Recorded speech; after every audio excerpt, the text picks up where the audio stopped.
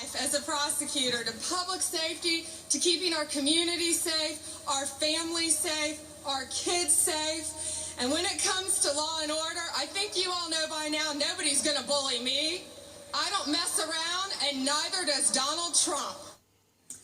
One of Donald Trump's biggest high-profile supporters is Florida Attorney General Pam Bondi.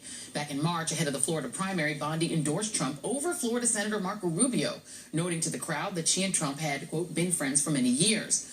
She's been out on the campaign trail with him. Her name was floated as a possible Trump running mate. She was one of a few elected officials to give a primetime speech at this summer's Republican National Convention. So needless to say, more than a few eyebrows were raised when it was reported in June that Bondi personally solicited a political contribution from Donald Trump around the same time her office deliberated joining an investigation of alleged fraud at Trump University and its affiliates. The Donald J. Trump Foundation, a registered nonprofit, ended up giving $25,000 to Bondi's political committee while Bondi was pursuing a re-election bid in 2013. Soon after, Bondi announced she would not pursue the case against Trump University.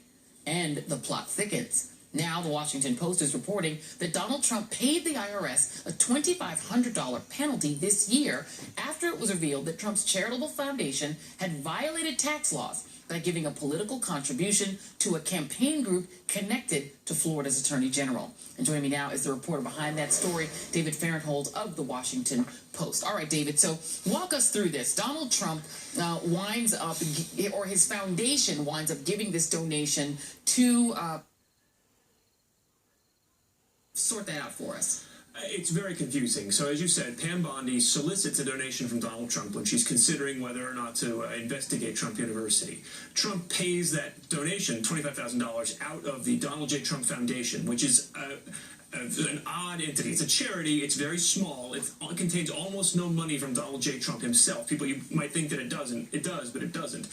Trump pays that money out of the foundation, which it's not allowed to do. Foundations can't make political gifts. And then when he reports that year's activity to the IRS, he actually leaves off the prohibited donation and instead sends the IRS a listing of a false, non-existent donation to a group with a similar sounding name, which has the effect of covering up the illegal donation. So essentially there's this Kansas charity that has a name similar to the Donald J. Trump Foundation. They say that is who gave the money to Pam Bondi?